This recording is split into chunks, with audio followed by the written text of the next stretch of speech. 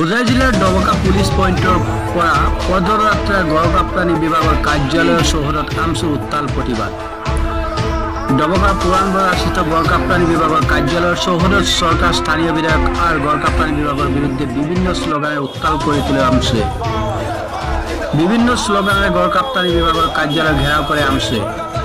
কাৰণ বিগত দিনবোৰত আমচুৱে কৰি অহা দাবী ৰক্ষা কৰিব পৰা নাই গড়কাপ্তানি বিভাগে।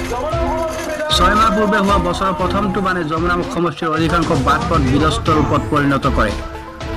উদাহৰণস্বৰূপে ডবকাৰ পৰা যমুনামুখ সংযোগী আৰু সৰুপথাৰৰ পৰা যমুনামুখ সংযোগী গড়কাপ্তানি পথ দুটাত ভয়ংকৰ ৰূপত গৰাখহনীয়াৰ সৃষ্টি হৈছে, যাৰ ফলত সঘনাই সংঘটিত হৈছে দুৰ্ঘটনা।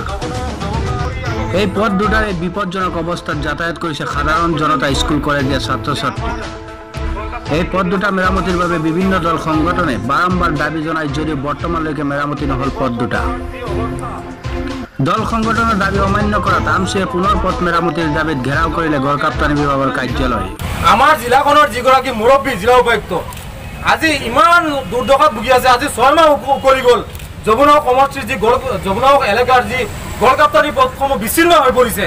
আজিৰ দিন পৰ্যন্ত এজন জিলা উপায়ুক্ত হিচাপে তেখেতৰ যি দায়িত্ব আৰু কৰ্তব্য আছিলে সুচাৰুৰূপে পালন কৰা আমি দেখা নাই। সমান্তৰালকৈ গড়কাপ্তানি বিভাগৰ যিসকল বিষয়া আছে 6 মাহ উকলি যোৱাৰ পিছত কি কাৰণে আজিৰ দিন পৰ্যন্ত এই ৰাস্তাসমূহ মেৰামতি হোৱা নাই। স্পষ্টভাৱে আমি আমচুৰ ফালৰ পৰা ক'ব বিচাৰিছোঁ, হোজাই জিলাখনৰ জাতি ধৰ্ম বৰ্ণ নিৰ্বিশেষে কোনো এজন ৰাইজৰ যদি অসুবিধা হয় আমচু কিন্তু শান্ত হৈ হাত খাব দি বহি নাথাকে। অনাগত দিনত কিন্তু ইয়াতকৈ ভয়ানক আন্দোলন কৰি তুলিবলৈ বাধ্য থাকে। ডবকাৰ পৰা জলাল তালুকদাৰৰ ৰিপৰ্ট, দৈনিক গণবাৰ্তা অসম।